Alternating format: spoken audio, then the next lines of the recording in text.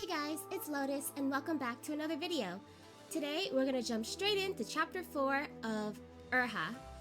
Again, just as a reminder, please check out the warnings and the trigger warnings and sensitive themes and content before listening along in case the story makes you uncomfortable.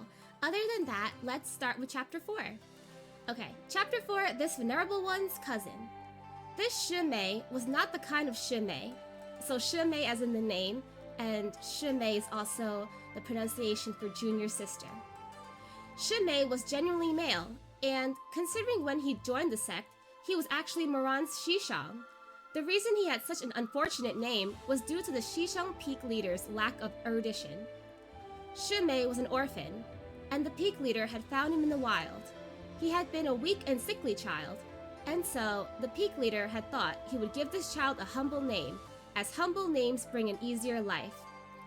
As a child, he had been very pretty, like a darling young lass, lovable and charming. After much thinking, the leader eventually came up with the name Xianxia. As Xianxia grew older and older, so too did he grow more and more beautiful. He possessed a slim figure, and the tips of his brows and the corners of his eyes were well-shaped, giving him a graceful mien. The overall effect was of a striking and peerless natural beauty. The crude, uncultured farmers of the villages didn't think it wrong to use the name Xianxia, but had anyone ever heard of a legendary beauty named Dog Balls or Steel Cocks? Oh no! Wait, Xianxia must sound like a homonym to something really bad. Let me see. Xianxia essentially means little girl? Ya means little girl? Huh. Okay, his fellow sect disciples didn't think it appropriate and gradually stopped calling him Xianxia. But since it had been a name bestowed by the peak leader, they didn't dare presume to change it, and so they half-jokingly started calling him Shimei instead. Shimei this, Shimei that. After a while, out of consideration, the peak leader shook out his long sleeves and kindly offered, "Xianxia, why don't you change your name to Shimei once and for all? Using the character Mei from the word Meng Mei as in latent. What do you think?" He actually had the gall to ask?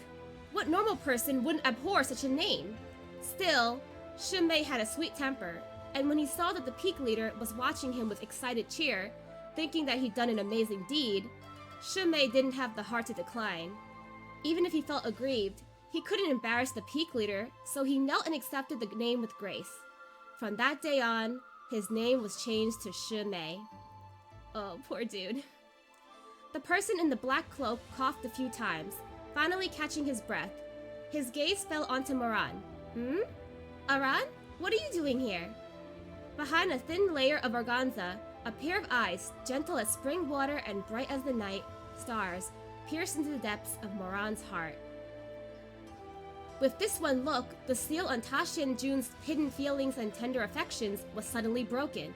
It was Shimei! There was no mistake! Moran was a scoundrel. In his past life, he'd played around with many men and women. That he hadn't died from too much sex had come as a surprise, even to him. Ugh, that says a lot, huh? However, the only person he'd ever given his heart to, he did not dare to touch. He and Shimei had been close, their relationship ambiguously romantic. However, up until Shimei's death, Moran had only ever held his hand, and the one time their lips had brushed in a kiss, it had been an accident. Moran felt that he was dirty and sullied, while Shimei was pure and gentle. Moran was not fit to be with him. In life, Shimei had been treasured and cherished by Moran, and all the more so after his death. Then, he'd become Ta Xianjun's moonlight. No matter how much he desperately tried to relive memories of him, the deceased still belonged to the past, dissolved to nothing more than a lump of earth. In the underworld below, traces of that transcendent figure had long been obscured. But in this moment, Shimei was standing in front of him, alive once more. It was only with great effort and all of Moran's willpower that he could hold back his emotions and restrain himself. Moran helped Shimei up and patted away the dust on his cloak, heart aching with an almost physical pain. "If I hadn't been here, they would have bullied you even more. Why didn't you hit them back?" "I wanted to try reasoning with them first." "You can't reason with these people. Are you injured? Where does it hurt?" "Aran, I'm fine." Moran turned his head, his expression ferocious. He said to the cultivators, "You dare lay a hands on someone from Shisheng Peak? Some nerves you've got there." "Oh, Ran, don't mind it." "You guys want to fight? Come on then, fight me!" The group of cultivators had taken just one blow from Moran, but that one blow had been enough to make them aware that his cultivation skills were far beyond theirs. They retreated, afraid to get into a brawl with him. Shumei sighed and advised, "Aran, cease the quarreling, forgive and forget." Moran turned back to Shumei and couldn't help but feel a forlorn sort of distress in his heart, the corners of his eyes feeling all hot. Shumei had always been kind-hearted. In his past life, at his deathbed, there had been no resentment, no hatred. He tried to persuade Moran to not hate their Shizun, who could have clearly saved Shumei's life, but who had instead chosen to stand at the side, not lifting a finger. "But they..." "I'm okay though. See, nothing happened. Having less problems is better than having more problems. Please listen to the Shiga." Moran sighed. "All right, I'll listen to you. I'll listen to everything you say." He shook his head, then shot a glare at the cultivators. "You hear that? My Shiga has pleaded for leniency on your behalf. Hurry up and get lost. What are you still here for? Are you waiting for me to accompany you out?" Yes, we're leaving! We're leaving!" "Hang on," Shumei said to the group of cultivators. They assumed that, after having beaten Shumei up, he was not about to let them go easily. Thus, they knelt onto the floor, bowing as they said, "Xianjun! Xianjun! We were in the wrong! We were ignorant! Please let us go!" "You didn't listen to me earlier when I tried to reason with you," Shumei sighed. "You kidnapped someone's child, breaking their parents' hearts. How can you live with this on your conscience?" We're sorry! Xianjun, we made a mistake. We will never do it again. We will never do it again. From now on, you must live a clean life. No more evil deeds, do you understand?" "Of course! You've taught us a good lesson. We've learned our lesson. We've learned our lesson." "Then, please apologize to this madam and heal her children with care." And so, the incident finally came to an end. Moran helped Shumei up onto his horse, then rented another one from the pit stop. The two headed back to their sect, side by side. The moon shone high up in the sky, its light piercing through the leaves to scatter onto the footpath. As they went, Moran began to feel an elation growing inside him. He'd initially thought he wouldn't be able to see Shumei until he was back at Shisheng Peak. He hadn't expected Shumei to come down to the base of the mountain for errands and run into him by chance. This only cemented Moran's belief that he and Shumei really were fated. Even though Shumei and himself weren't technically an item right now, they'd already snogged in their past life. By all indications, it was going to be smooth sailing this lifetime as well. It was all just a matter of time. The only thing he needed to worry about was protecting Shumei, making sure that things would not happen like they had in that year, when Shumei had died in Moran's arms. Shumei had no way of knowing Moran was reborn, and chatted with him as he usually did while they went back. Soon, they arrived at the foot of Shisheng Peak. Who would have thought that, in the dead of the night, there would be a person standing in front of the mountain's gate, glaring at them with a threatening gaze? "Moran, you finally remembered to come back?" "Eh?" Moran looked up. Ah, such an angry little darling of the heavens. It was none other than a youthful Shui. Compared to the one he'd seen before his death, this 15-ish-year-old version was much more unruly and handsome. He was dressed in a set of light armor with a black base and blue trimming, high ponytail tied up with a silver hairpiece. A belt decorated with a lion's head was fastened around his strong and slender waist, gaiters wrapping around his wrists and ankles. A slim scimitar on his back gleamed with a cold light, and the quiver by his left arm glittered with silver. Moran sighed to himself, quietly thinking, flashy. Shui, whether a teen or a grown-up, was really flashy. Just look at him. Rather than sleeping, he dressed himself in full armor. What was he doing? Here to perform a pheasant's mating call? Like a peacock displaying his train? Moran disliked Shui. Shui too disliked him back. Moran was an illegitimate child. When he was little, he hadn't known who his father was. He'd gotten by working odd jobs at a pleasure house in Shangtan. It was only when he was 14 that he was found by relatives and brought to Shisheng Peak. Shui-meng, on the other hand, was the young master of Shisheng Peak, as well as Moran's cousin. He was a prodigy, with people calling him the darling of the heavens and son of the phoenix. For a cultivator, on average, the first 3 years was spent on learning the basics. To form a spiritual core, it took 10. With Shui-meng's innate talent, it had only taken him 5 years to achieve all of that. But in Moran's eyes, whether it was a phoenix or chicken, peacock or duck, they were all birds. The only difference was in how long their feathers were. And so Moran saw Shui-meng as a bird, while Shui-meng saw Moran as a dog. Perhaps it ran in the family, but Moran was shockingly gifted as well, even more so than Shui-meng. When Moran had first arrived, Shui-meng had considered himself higher class. He was more skillful, more educated, stronger, and more handsome. How could he be compared to his illiterate, sloppy hooligan of a cousin? Thus, this narcissistic phoenix boasted to his attendants, "Listen up, this Moran is a loafer, an absolute street mongrel. You are not allowed to give him any attention. Just pretend he's a dog." The attendants praised him right back, saying, "Young master is right. That Moran is already 14 years old. To start cultivation now, he would have to study the basics for 10 years and take another 20 years to form his spiritual core. By then, young master will have already ascended, and he can only watch from below." Shui-meng sneered. 20? Huh. Looking at this piece of trash, I doubt he could even form a spiritual core. Who would have thought that this piece of trash would have gained his spiritual core after just 1 year studying with his Shizun? The phoenix felt like he'd been struck by lightning. The harsh truth was hard to swallow.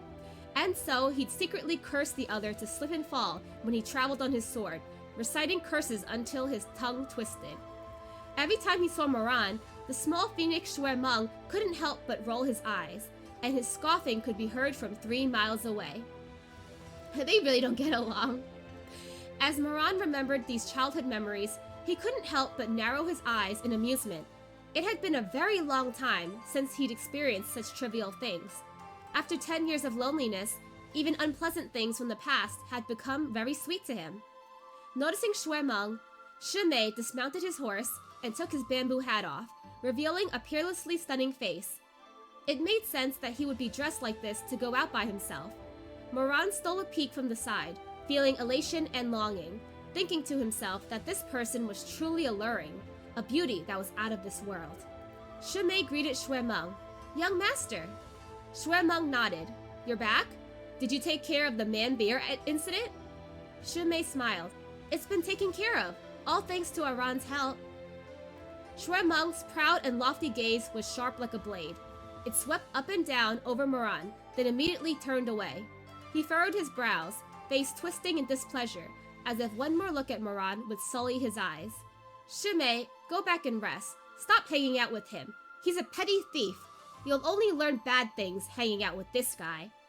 Moran showed no weakness and said mockingly, "If Shimei isn't going to learn from me, then is he supposed to learn from you? Dressed in full armor in the middle of the night, sticking your tail out like a bird? Prince of the heavens? Huh, more like princess of the heavens." Shui-meng was furious. "Moran, watch your mouth. This is my home. Who do you think you are?" Moran contemplated for a moment, counting off on his fingers as he did so, then said, "I'm your older cousin. If you think about it, I'm ranked higher than you, actually." It was like Shui-meng had been splattered with a face full of dog shit. He scowled and said sharply, "Who wants a cousin like you? Don't flatter yourself. In my eyes, you're nothing but a dog rolling in the mud." Shui-meng was someone who really liked to call other people dogs, like dog spawn, dog thing, son of a bee. Such epithets came to his mouth with ease. Moran picked his ear nonchalantly. He'd long grown used to these things. But beside them, Shimei was feeling rather awkward. He said some soothing words in a low voice, and with a sneer, Shui-meng finally shut his righteous beak. Shimei smiled, then gently asked, "Young master, it's so late. Are you waiting for someone?" "What else would I be doing? Moon watching?"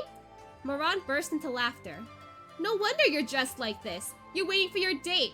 Hey, who's the unlucky one? I pity her. Ha ha ha." Shui-meng's expression darkened and he snapped, "You!" "Me? I'm waiting for you. What are you going to do about it? And Moran's like, what? Oh, that was the end of chapter 4? That was pretty quick. Okay. So, to recap, chapter 4, Moran and Shimei are on their way back to Shishang Peak and bump into Moran's cousin, Shuemeng, and we get a little bit into the backstory of Shuemeng and Moran's relationship. Okay, so let's go to chapter 5. Chapter 5, this venerable one did not steal. Loyalty Hall was brightly lit. Shimei had parted ways with them a while back. Moran stepped into the hall after Shuemeng, perplexed, but suddenly understood the situation upon seeing the scene inside. Rongju, that sissy. Moran had stolen some money from him before leaving, and he'd actually had the nerve to come to Shishang Peak to complain? Rongju was crying miserably while curled into the arms of a large, stocky man.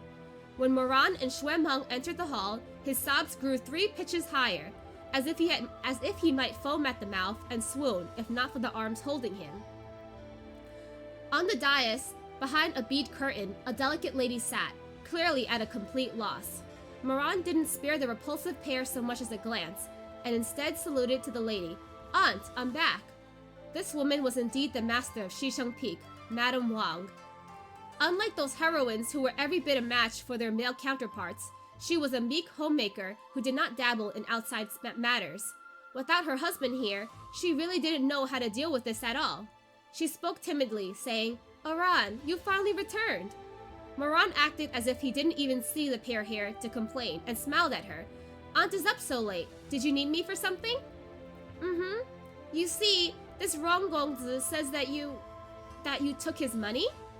She had a thin face and was too embarrassed to say that Moran went whoring. So, instead, she chose to address the minor offense. Moran's eyes curved in a smile. "Really?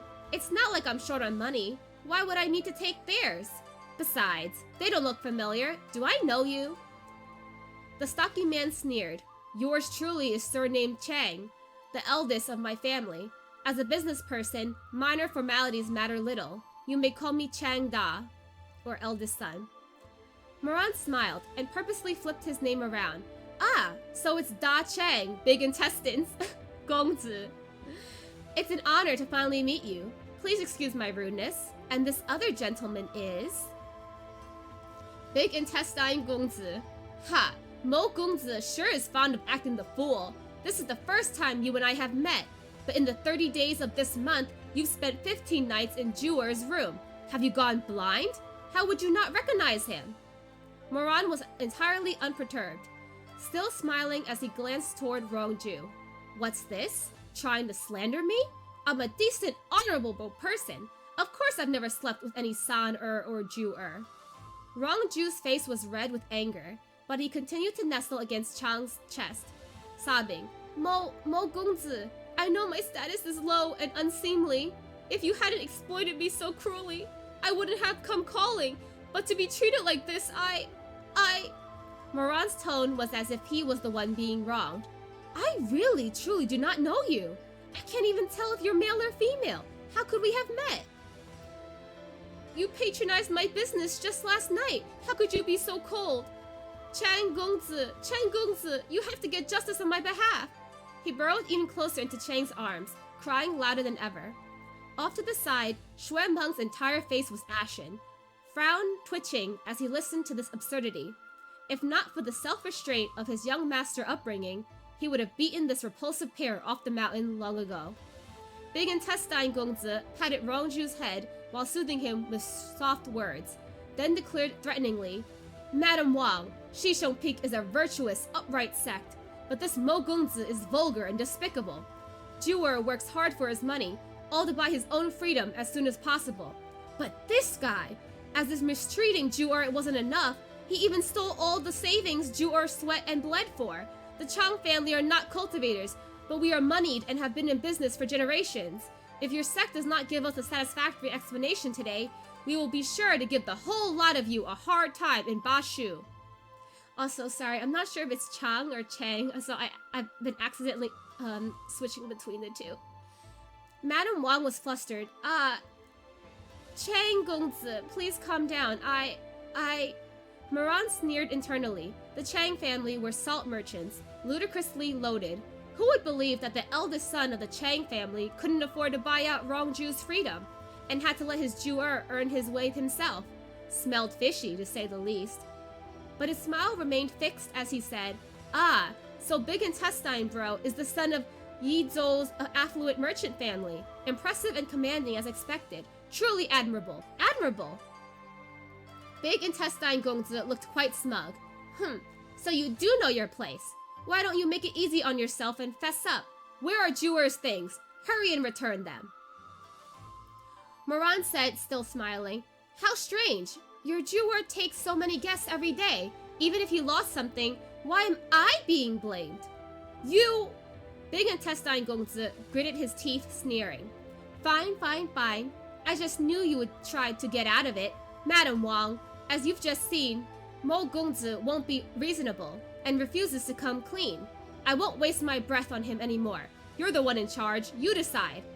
Madam Wang knew little and less of such affairs, and her words stumbled over each other in her nervousness. Aran, Meng Unwilling to let his mother get put on the spot like this, Shui Meng stepped forward. "Chang Gongzi, Shisheng Peak has strict rules of discipline. If your accusations turn out to be true, if Moran truly violated the mandates against greed and promiscuity, we will naturally deal out severe punishment. However, it's your word against his. Have you any evidence?" Big Intestine Gongzi smirked. "I knew your sect would pull this. That's why we rushed to get here before Moran arrived, to confront Madame Wang." He cleared his throat, saying, "All of you listen well. Jewer lost 2 units of pearls, 10 gold ingots, a pair of gold plum blossom bracelets, a pair of jade hairpins, and a jade butterfly pendant. Just search Moran for these items, and the truth of my accusations will be made clear." Moran objected. "What right do you have to body search me?" Looks like a guilty conscience to me." Big Intestine Gongzi lifted his chin haughtily. "Madam Wang, what's the punishment for the sins of thieving and lechery at Shisheng Peak?" Madam Wang answered softly. My husband has always been the one in charge of sect matters. I truly do not know." Doubtful. I think Madam Wang is purposely playing dumb to shield her nephew. Who would have thought that Shisheng Peak was actually such a corrupt, filthy place? That's quite enough out of you. My aunt already said she's not used to making these kinds of decisions. Aren't you done bullying a housewife yet? Moran interrupted, finally fed up with his blathering. Even the carefree grin that was usually on Moran's face had dropped somewhat. He aimed a sideways glare at the repulsive couple. "Fine, search me then. If nothing is found, yet you slandered my sect to such extent, what should be done then?" "Then I will promptly apologize to Mo Gongzi." "Sure," Moran agreed easily enough. "But just one thing. If you're wrong, then you have to crawl off Shisheng Peak on your hands and knees as an apology." Seeing Moran's confidence, a seed of doubt couldn't help but sprout within Big Intestine Gongzi's heart. He had held cultivators in high regard since he was young, but he himself unfortunately had no talent for cultivation. A couple days ago, he'd heard that his old paramour Rongju had somehow earned Moran's favor, so the two had come to an agreement. Rongju would find an opening to seize Moran's cultivation, and Big Intestine Gongzi would buy his freedom in exchange. Not only that, he'd also promised to take Rongju into his household and take care of him for life. Big Intestine Gongzi longed for cultivation. Rongju coveted riches. The pair of scoundrels were well matched in their collusion. Moran had fallen for their scheme in the previous lifetime. He'd gotten even in the end, but had suffered quite a bit in doing so. This time around, their ploy came up completely empty, for Moran had done an about-face suddenly and for no apparent reason. He'd still been in a drunken stupor mere days ago, nestled tenderly in Rongju's arms. Jewer this, Jewer that. But this morning, he'd brutally screwed Rongju twice, unexpectedly taken all his belongings and valuables, and run off. Big Intestine Gongzi was furious, and had immediately dragged Rongju to Shisheng Peak to complain. This salt merchant Gongzi was a shrewd businessman. He figured that if he just busted Moran, then he could force Madame Wang to disperse his cultivation.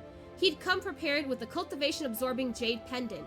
to gather some easy pickings for assimilation into his own spiritual reservoir later. But looking at Moran now, Big Intestine Gongzi hesitated. Moran was a crafty guy. What if he'd already sold the stolen goods and was just waiting to pull one over on him? But then again, things had already come to this point. It'd be a waste to give up now. Maybe he was just bluffing. The one over here was still struggling with his thoughts, but Moran had already started stripping over there. He took off his outer robe, casually tossed it aside, and gestured an invitation with a smile. Go ahead, and take your time to search. After all that racket, they found nothing but some spare change. Big Intestine Gongzi's expression changed entirely. Impossible! You're definitely playing some trick. Moran squinted his purple-tinted eyes, stroking his chin. You've already turned my robe inside out 10 times and touched me all over 7, 8 times. There's nothing left to do short of getting totally naked, and you're still not giving up? Moran, you... Moran had a sudden realization. Ah, I get it. Big Intestine Gongzi. Could it be that you've been lusting after my good looks and put on this entire show just to take advantage of me and cop a feel? Big Intestine Gongzi was about to pass out from rage. His entire face was red with anger, and he pointed at Moran, but was unable to manage a single word. Watching from the side, Shui-Meng had long hit the limits of his patience. He might have disapproved of Moran, but Moran was still a member of Shisheng Peak, and outsiders had no right to degrade him. Shui-Meng strode forward with not a trace of politeness, raising his hand and unhesitatingly broke Big Intestine Gongzi's finger, admonishing, We've humored you for half the night, but it turns out you were just making trouble out of nothing. Big Intestine Gongzi howled in pain, cradling his finger. The lot of you! You're all in on it together. No wonder the things weren't on Moran. You must have hidden them. You stripped too. Let me search. Someone actually dared to order him to strip? Shui-Meng immediately flew into a humiliation-driven rage. Shameless! You really think those dog paws of yours are fit to touch even the corner of my hem? Get the hell out!